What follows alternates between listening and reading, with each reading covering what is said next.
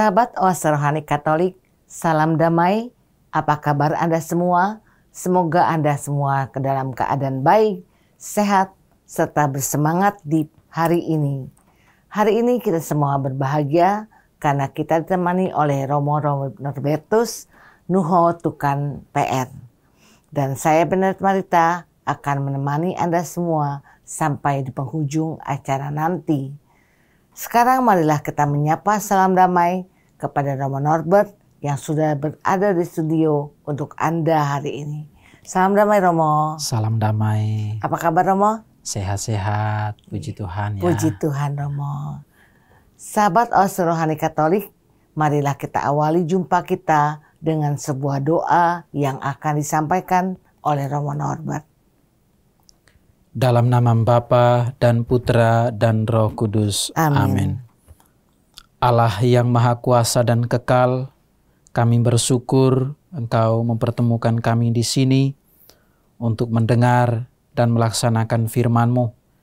Ajarilah kami untuk menjadi murid-murid-Mu yang setia, terutama dalam mewartakan kasih dan kebaikan-Mu, sebagaimana yang diteladankan oleh orang-orang kudus.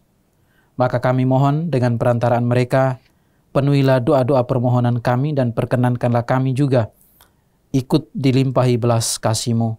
Demi Yesus Kristus Putra-Mu Tuhan dan pengantara kami, hidup dan berkuasa kini dan sepanjang segala masa. Amin. Dalam nama Bapa dan Putra dan Roh Kudus. Amin. Sahabat Oase Rohani Katolik yang terkasih, antifon pembuka kita untuk hari ini adalah bergembira kita semua dalam Tuhan yang merayakan semua orang kudus. Malaikat pun bersukaria, berpesta, dan memuji-muji Putra Allah. Hari ini adalah peringatan Hari Raya Semua Orang Kudus. Bacaan dari Kitab Wahyu, bab 7 ayat 2-4, dilanjutkan ayat 9-14. Aku Yohanes melihat seorang malaikat muncul dari tempat matahari terbit. Ia membawa meterai Allah yang hidup. Dengan suara nyaring, ia berseru kepada keempat malaikat yang ditugaskan untuk merusakkan bumi dan laut. Katanya, janganlah merusakkan bumi atau laut, atau pohon-pohon sebelum kami memeteraikan hamba-hamba Allah kami pada dahi mereka. Dan aku mendengar jumlah mereka yang dimeteraikan itu, 140.000 yang telah dimeteraikan dari semua suku keturunan Israel. Kemudian daripada itu, aku melihat suatu kumpulan besar orang banyak yang tidak terhitung jumlahnya, dari segala bangsa dan suku, kaum dan bahasa. Mereka berdiri di hadapan tahta dan di hadapan Anak Domba, memakai jubah putih dan memegang daun-daun palem di tangan mereka. Dengan suara nyaring, mereka berseru, "Keselamatan bagi Allah kami yang duduk di atas tahta dan bagi Anak Domba." Dan semua malaikat berdiri mengelilingi tahta, tua-tua dan keempat makhluk yang ada di sekeliling tahta itu. Mereka tersungkur di hadapan tahta itu dan menyembah Allah sambil berkata, "Amin, puji-pujian dan kemuliaan, hikmat dan syukur, hormat, kekuasaan dan kekuatan bagi Allah kita sampai selama-lamanya. Amin." Seorang dari antara tua-tua itu berkata kepadaku, "Siapakah mereka yang memakai jubah putih itu, dan dari manakah mereka datang?" Maka kataku kepadanya, "Tuanku, Tuhan mengetahuinya." Lalu ia berkata kepadaku, "Mereka ini adalah orang-orang yang keluar dari kesusahan besar. Mereka telah mencuci jubah mereka dan membuatnya putih seperti di dalam darah anak domba. Demikianlah sabda Tuhan. Syukur kepada Allah. Sahabat Oase Rohani Katolik, marilah kita tanggapi sabda Tuhan dengan mazmur tanggapan. Inilah angkatan orang-orang yang mencari wajah-Mu ya Tuhan. Inilah angkatan orang-orang yang mencari wajah-Mu ya Tuhan. Milik Tuhanlah bumi dan segala isinya, jagat dan semua yang diam di dalamnya. Sebab Dialah yang mendasarkan bumi di atas lautan dan menegakkannya di atas sungai-sungai. Inilah angkatan orang-orang yang mencari wajah-Mu ya Tuhan. Siapakah yang boleh naik ke gunung Tuhan? Siapakah yang boleh berdiri di tempatnya yang kudus? Orang-orang yang bersih tangannya dan murni hatinya, yang tidak menyerahkan diri kepada penipuan.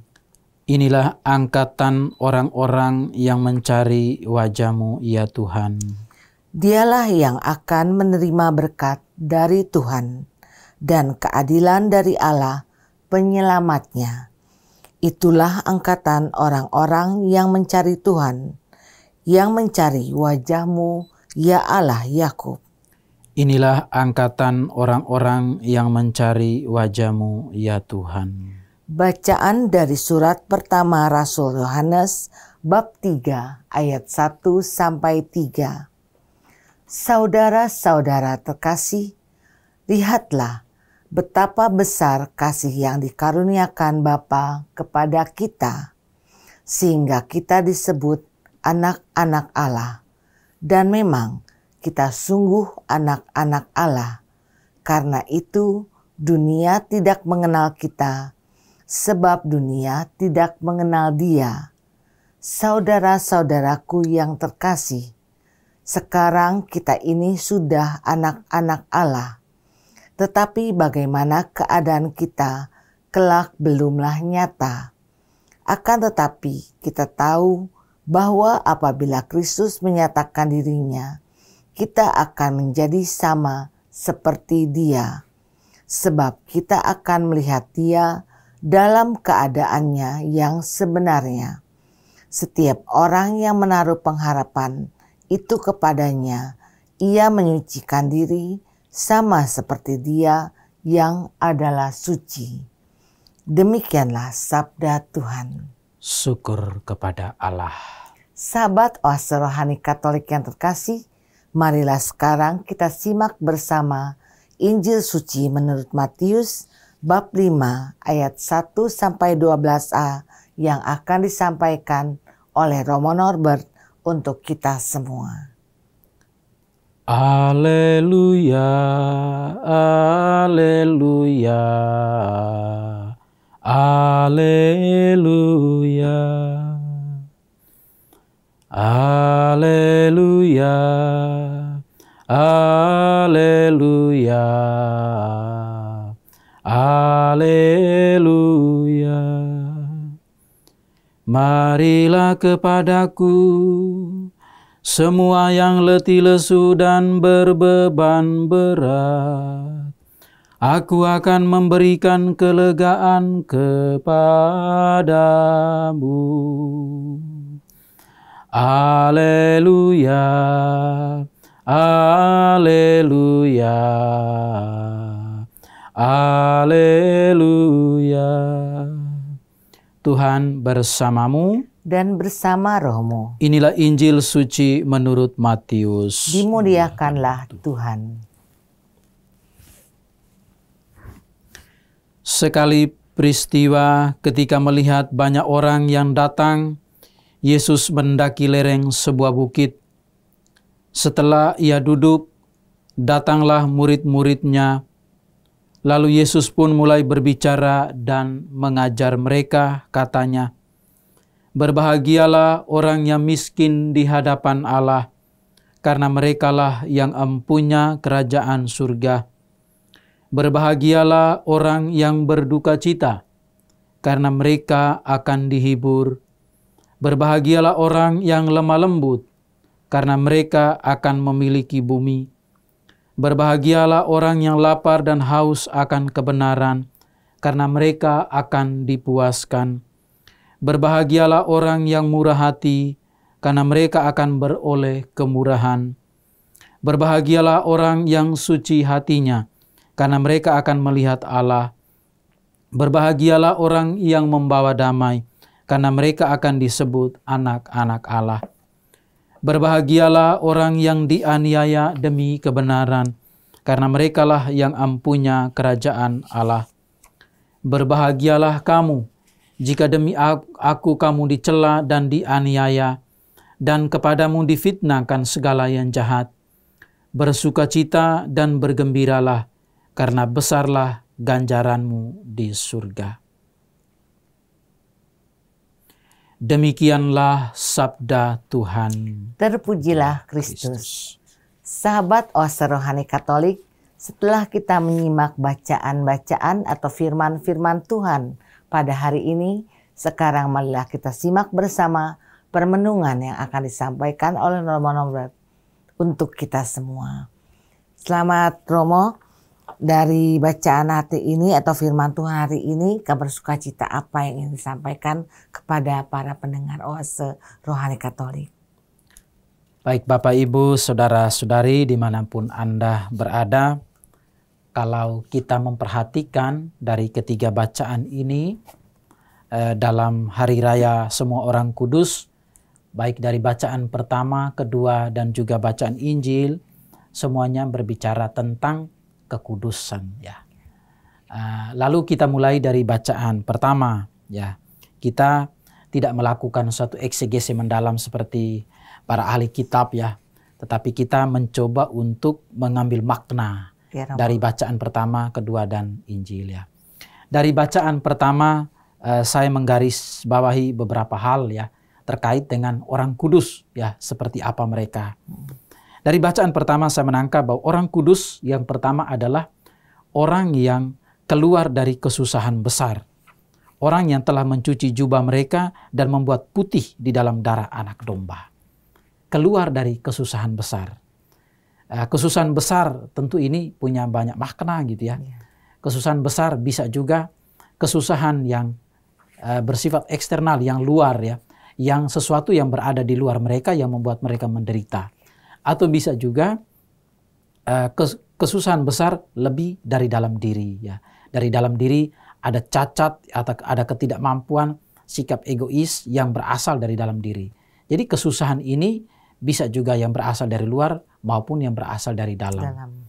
Tentu kalau berbicara tentang orang kudus itu berkaitan dengan bagaimana orang-orang kudus itu mereka yang mendengarkan Tuhan, lalu mereka yang berusaha untuk mewartakan kebaikan dan kasih Tuhan itu di dalam hidup dengan cara hidup mereka yang khas. Dalam pewartaan seperti itulah mereka mengalami berbagai kesusahan. Entah itu penganiayaan, entah itu penolakan-penolakan, atau berbagai macam penderitaan yang mereka alami. Jadi keluar dari kesusahan besar, itu yang digambarkan ketika mereka berjuang untuk hidup kudus, mewartakan kasih dan kebaikan Tuhan. Mereka dihadapkan dengan berbagai banyak kesulitan. Dan mereka bisa keluar dari situ hanya karena mereka benar-benar berjalan pada jalan Tuhan, benar-benar mendengarkan firman Tuhan. Saya kira itu poin pertama, bahwa orang-orang kudus adalah orang-orang yang keluar dari kesusahan besar. Dan yang kedua, itu kita lihat mereka yang mencuci jubah mereka dan membuat putih di dalam darah anak domba. Ini luar biasa, ini sangat mendalam. Dalam arti bahwa orang-orang kudus, ya, orang-orang suci adalah orang yang berdedikasi, membiarkan, meletakkan dirinya itu dikuasai dan dipimpin oleh Tuhan. Ya, bukan berarti mereka datang dan mencuci jubah mereka di darah itu, tetapi yang dimaksudkan adalah bagaimana mereka meletakkan dan memasrahkan diri di hadapan Tuhan yang telah menyucikan mereka, telah membersihkan mereka dengan darah yang tertumpah di kayu salib. Saya kira itu gambaran tentang orang-orang kudus gitu ya. Selain itu kalau kita melihat ya dari bacaan pertama ya, dari situ kita melihat juga orang kudus seperti apa gitu. Saya menangkap orang kudus adalah orang yang bijaksana. Ya, dari bacaan pertama ini. Orang kudus adalah orang bijaksana, dalam arti pertama, dia mengetahui suatu kebijaksanaan yang tertinggi. Dalam arti ini, dia mengetahui dan mengenal Tuhan secara baik melalui cara hidupnya. Lalu orang kudus juga adalah orang yang tahu bagaimana bersikap ketika dia mengetahui Tuhan, mengetahui kebijaksanaan tertinggi, lalu juga bagaimana dia bersikap. Saya kira itu yang menjadi kriteria, indikasi menunjukkan bahwa ini adalah orang kudus. Saya kira untuk bacaan pertama intinya itu ya. Iya Romo, terima kasih Romo. Orang kudus adalah orang yang suci ya Romo ya. Romo, bagaimana dengan bacaan kedua Romo? Kita melihat Bapak Ibu Saudara-saudari, memang bacaan pertama itu berkesinambungan dengan bacaan kedua gitu ya. Ada kaitan maknanya. Dari surat pertama Rasul Yohanes kita melihat orang kudus yang pertama itu adalah orang yang berjuang bersama Kristus. Ya tentu ya, orang berjuang bersama Kristus karena mereka mengenal Kristus dan kemudian mereka berjalan bersama Kristus, berjuang ya bersama Kristus. Lalu mereka melihat Kristus dalam keadaan yang sebenarnya. Dalam arti ini bahwa orang kudus adalah orang yang rendah hati, yang berusaha datang kepada Yesus dengan hidup apa adanya. Dan dengan itu mereka melihat Yesus dalam keadaan sebenarnya. Karena Yesus itu hanya dijumpai oleh orang-orang yang ikhlas, orang yang tulus dan orang yang kudus. Karena itu orang kudus adalah orang yang melihat Yesus dalam keadaan yang sebenarnya. Lalu orang kudus juga adalah orang yang senantiasa menaruh harapan, ya, menaruh harapan pada Yesus. Ya meskipun ya di tengah-tengah hidup yang penuh dengan kesusahan, penderitaan, mereka menaruh harapan pada Yesus, tetapi juga dalam proses pewartaan yang mereka lakukan, mereka menghadapi berbagai tantangan, godaan silih berganti, merekalah yang selalu menaruh harapan pada Yesus. Dan Yesus sungguh-sungguh hadir memberikan kekuatan, penghiburan bagi mereka di dalam perjalanan hidup untuk menjadi orang yang kudus. Gitu ya. Selain itu, mereka juga adalah orang yang selalu berjuang untuk menyucikan diri. Ini saya kira adalah ciri orang kudus ya. Meskipun jatuh bangun di dalam kehidupan, tetapi dia terus-menerus berjuang untuk membuat dirinya suci, layak ya di hadapan Tuhan yang ia cintai, di hadapan Tuhan yang ia terus wartakan dengan kata-kata dan juga dengan perbuatan. Ya. Saya kira itu ya. Terima kasih Romo. Romo, orang-orang kudus adalah orang-orang yang berjuang bersama Kristus. Bagaimana orang-orang kudus ini tahan terhadap penderitaan yang mereka alami Romo? Ya, bagaimana orang-orang kudus ya, baik diceritakan ya berdasarkan bacaan ataupun di dalam sejarah gereja ataupun kita sendiri ya, bagaimana orang-orang kudus ini bisa bertahan. Ini pertama ya, kalau kita melihat berdasarkan bacaan ya, mereka bisa bertahan karena mereka berada bersama Yesus. Mereka berjalan bersama Yesus, itulah kekuatan utama yang membuat mereka bertahan. Lalu yang kedua, dalam berjalan bersama Yesus, mereka juga sudah bagaimana merenungkan ya, merasakan Yesus yang sudah juga menderita, sudah menderita dan kemudian Yesus bertahan di dalam penderitaan itu. Kita melihat misalnya dalam peristiwa di Getsemani, penyalipan, kemudian sampai pada peristiwa di kaki salib dan kebangkitan, kita melihat Yesus begitu tegar, begitu tahan untuk sampai pada kebangkitan. Saya kira ini menjadi kekuatan utama untuk orang-orang kudus ya, bahwa mereka tidak boleh menyerah, mereka tidak boleh putus asa, tapi mereka tetap bercermin pada Yesus yang juga sudah menunjukkan teladan itu sebelumnya. Bertahan dalam penderitaan, sampai memikul jatuh lalu pikul salib. Saya kira ini kekuatan dasar ya, yang harus direnungkan, dimiliki oleh orang-orang kudus. Gitu ya. Iya baik Romo, terima kasih. Romo, apa yang dapat kita teladani dari orang-orang kudus ini Romo? Yang bisa kita teladani ya dari orang-orang kudus ini ya banyak ya. Bisa kita sesuaikan dengan kehidupan kita di tengah-tengah persoalan yang banyak meliliti kehidupan kita. Yang kita teladani saya ambil satu saja, yaitu kerendahan hati. Karena menurut saya kerendahan hati itu menjadi sumber dari segalanya. Dengan kerendahan hati, orang kudus pertama mereka bisa mengenal Tuhan secara baik. Dengan kerendahan hati, kerapuhan dan kelemahan mereka akan disempurnakan dan dilengkapi oleh Tuhan. dengan kerendahan hati mereka juga akan dicintai dan disayangi oleh banyak orang. Dan dengan kerendahan hati mereka pun mengerti rencana Tuhan di dalam kehidupan. Jadi rendah hati itu bagi saya menjadi semacam satu pintu bagi kita semua. Dan juga terutama bagi orang-orang kudus untuk juga mengerti karya rencana Tuhan di dalam hidup. Terima kasih Romo. Romo, orang-orang kudus adalah orang-orang yang selalu menyucikan diri mereka. Orang-orang kudus berjuang bersama Kristus. Bagaimana Romo, orang-orang kudus itu dipandang oleh kita-kita sebagai manusia untuk selalu menghormati orang-orang kudus itu, Romo? Pertama-tama kita harus melihat bahwa orang kudus ini adalah orang yang berusaha keluar dari ego ya. Ego yang berlebihan.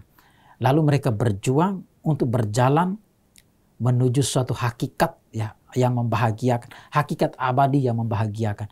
Berjalan bersama Yesus menuju suatu tahap yang terbebaskan, tahap yang lebih bahagia, tahap di mana mereka dimurnikan. Karena itu kita melihat ya bagaimana ini yang mereka tunjukkan, mereka teladankan agar kita itu melihat, oh kita harus menghargai mereka gitu ya, menghargai apa yang mereka perjuangkan, apa yang mereka usahakan dan bagaimana perjuangan mereka untuk sampai pada tahap itu. Itu yang perlu kita lihat. Bukan soal pada akhirnya kondisi mereka seperti apa, tetapi kita melihat perjuangan mereka tahap demi tahap untuk sampai menjadi orang yang suci dan kudus. Ini yang perlu kita lihat sehingga kita menghargai itu gitu ya. Bukan berarti kita semua ingin menjadi kudus ya, tetapi kita harus melihat proses bagaimana mereka menjadi orang kudus. Itu yang saya kira penting untuk kita pelajari, kita hayati bagi kita orang-orang yang masih hidup ini gitu ya. Masih hidup. Saya kira itu. Ya Romo. Terima kasih Romo. Adakah pesan-pesan Romo untuk sahabat Oase Rohani Katolik dari bacaan pertama dan kedua pagi ini? Baik Bapak Ibu Saudara-saudari, pesan ya khusus untuk bacaan pertama dan bacaan kedua ya. Bahwa berjuanglah terus untuk menjadi orang kudus, meskipun kita memiliki kelemahan, meskipun kita memiliki banyak kesulitan, tantangan yang berasal dari dalam maupun dari luar, tetapi berjuanglah untuk menjadi orang kudus karena kita diciptakan bukan untuk berjalan mundur, kita diciptakan untuk juga hidup dalam kecemaran, tetapi justru kita diciptakan untuk berjalan menuju terang. Dalam arti itu kita diciptakan untuk menjadi orang yang suci, orang yang kudus, berjalan menuju Tuhan. Ya, terima kasih Romo. Baiklah sahabat Oase Rohani Katolik, dengan demikian usahlah percakapan kita di bagian pertama ini dan kami akan kembali setelah jeda berikut ini.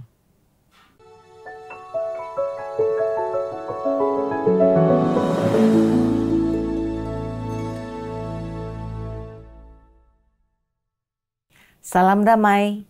Apa kabar? Kita melanjutkan kembali sahabat Oase Rohani Katolik, siaran Oase Rohani Katolik hari ini bersama Romo Norbertus, Nuho Tukan PR, dan saya Benedict Marita akan menemani Romo Norbert dan Anda semua sampai di penghujung acara nanti. Saya ingatkan kepada Anda yang mau bertanya, mengirimkan usul atau saran, silakan kirim ke alamat email kami orkkaj2021@gmail.com atau dapat Anda kirim WA ke nomor 0881 0251 334438. Baiklah sahabat Oase Rohani Katolik, kita kembali ke Romo Norbert untuk menyimak permenungan di bagian kedua ini. Romo, di bagian kedua ini apa yang ingin Romo bahas, Romo? Baik, Bapak Ibu, Saudara-saudari, kalau kita lihat di renungan, ya refleksi terkait dengan bacaan pertama dan kedua, kita sudah menyinggung tentang orang-orang kudus ya, bagaimana mereka berjuang untuk menjadi orang yang kudus. Kalau kita perhatikan di Mazmur Tanggapan, itu milik Tuhanlah bumi dan segala isinya ya. Kita melihat dan juga sambungannya, sebab dialah yang mendasarkan bumi di atas lautan dan lain sebagainya. Ya, lalu kita melihat masuk dan juga di bait pengantar Injil, marilah kepadaku semua yang letih dan berbeban berat, aku akan memberikan rasa lega kepadamu ya. Kita melihat orang-orang kudus adalah orang-orang yang milik Tuhan gitu ya. Mereka yang sudah dipilih, dimeteraikan oleh Tuhan. Ya, sekalipun mereka datang dengan letih lesu, dengan berbeban berat, tapi dikatakan dalam bait pengantar Injil ini bahwa aku akan memberikan kelegaan. Jadi orang-orang kudus adalah orang-orang yang sudah dipilih, dimeteraikan oleh Tuhan. Mereka datang dengan kelebihan dan kekurangan, tetapi mereka itu dikuatkan, ya, dikuatkan oleh Tuhan sendiri. Lalu dalam bacaan Injil hari ini itu menarik dan pasti kita sudah sering mendengar ya, 8 sabda bahagia. Karena itu kita menekankan beberapa hal ya. Hal pertama misalnya kita lihat, berbahagialah orang yang miskin karena merekalah yang mempunyai kerajaan surga. Ya tentu kita pada umumnya ya, masyarakat umat beriman pada umumnya mungkin mendefinisikan miskin ini secara material ya. Orang yang tidak punya rumah, orang yang tidak punya harta uang banyak, atau orang yang tidak punya ya kekayaan banyak dalam hidup, kekayaan material yang banyak dalam hidup. Kita bisa golongkan mereka sebagai orang miskin gitu ya. Tetapi miskin dalam Biblis itu memiliki dua makna, dua lapis makna. Bisa saja, pertama bisa saja dalam arti materi, fisik ya. Tetapi lebih kepada rohani gitu ya. Jadi berbahagialah orang yang miskin di hadapan Allah karena mereka lah empunya kerajaan Allah. Jadi miskin di sini tidak dimaksudkan orang yang miskin harta gitu ya, miskin materi dalam kehidupan. Tetapi orang yang miskin adalah bagaimana dia meletakkan hidupnya, membiarkan Allah itu berkuasa atau mengakui bahwa segala yang dia punya itu adalah titipan dari Tuhan. Jadi harta, materi, rumah, segala sesuatu yang dia miliki itu adalah titipan dari Tuhan untuk dia, untuk dipergunakan bagi banyak orang, tidak hanya untuk dirinya sendiri, tetapi juga dipergunakan untuk juga kebahagiaan dan sukacita banyak orang.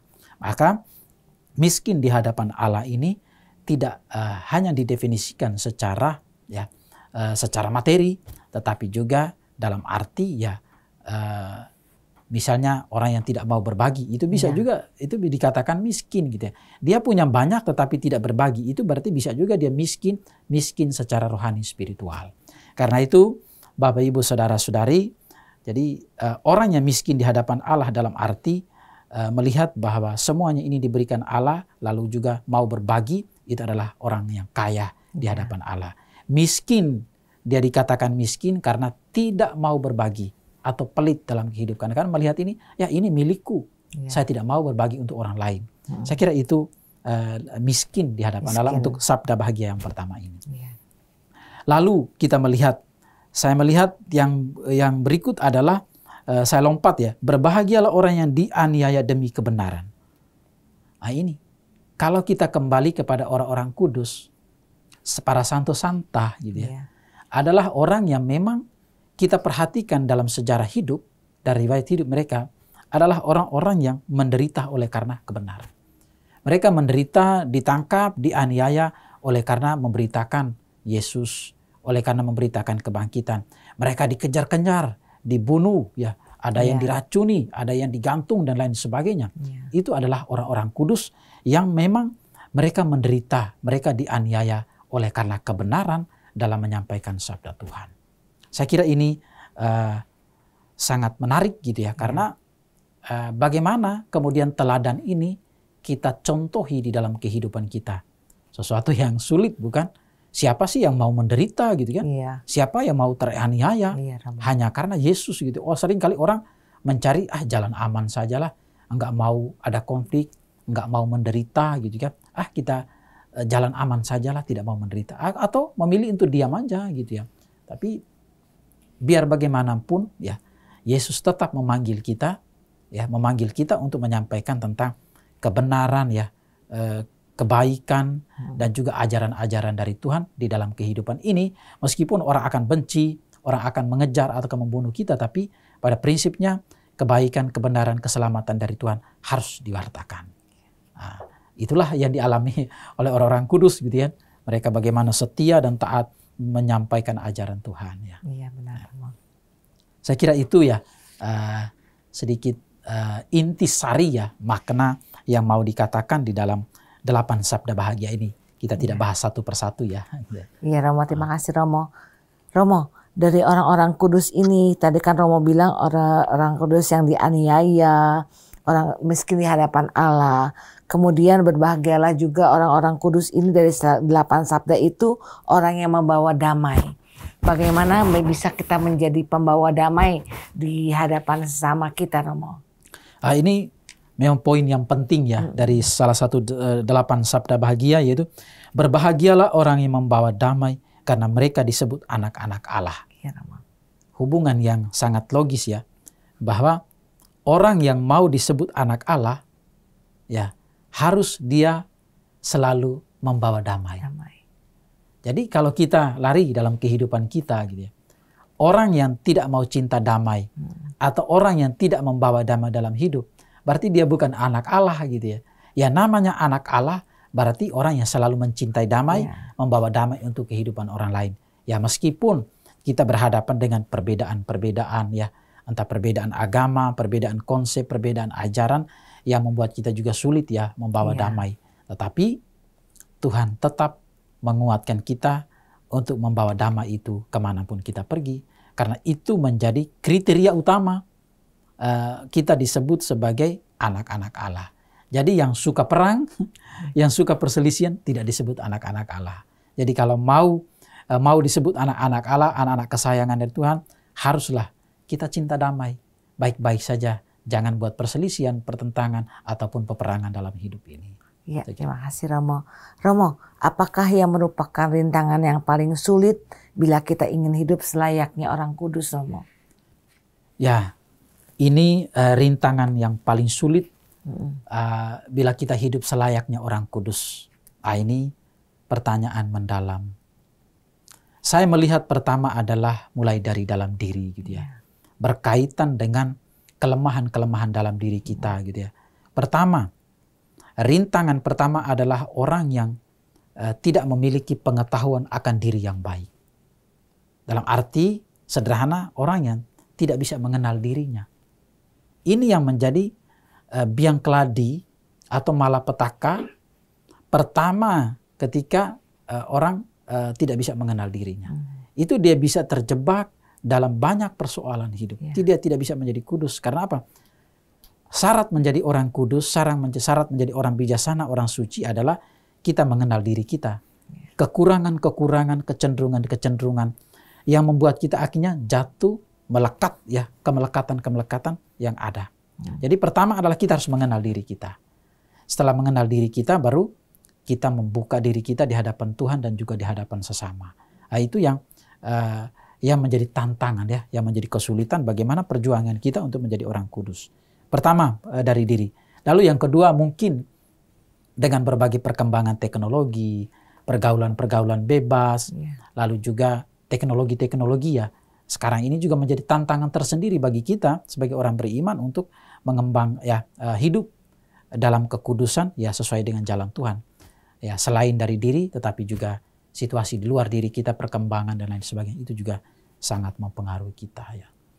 Seorang anak katakanlah misalnya, Romo, mereka tanya gini ya, Romo bagaimana ya saya menjadi kudus ya? Sementara saya di sekolah, teman-teman saya pada nakal semua, tato-tatuan, ngajak ke ngelem, ngajak ke isa-isa ganja, dan lain sebagainya. Lalu juga ada teman-teman, ngajak kita isap rokok, kenal perempuan, dan lain sebagainya.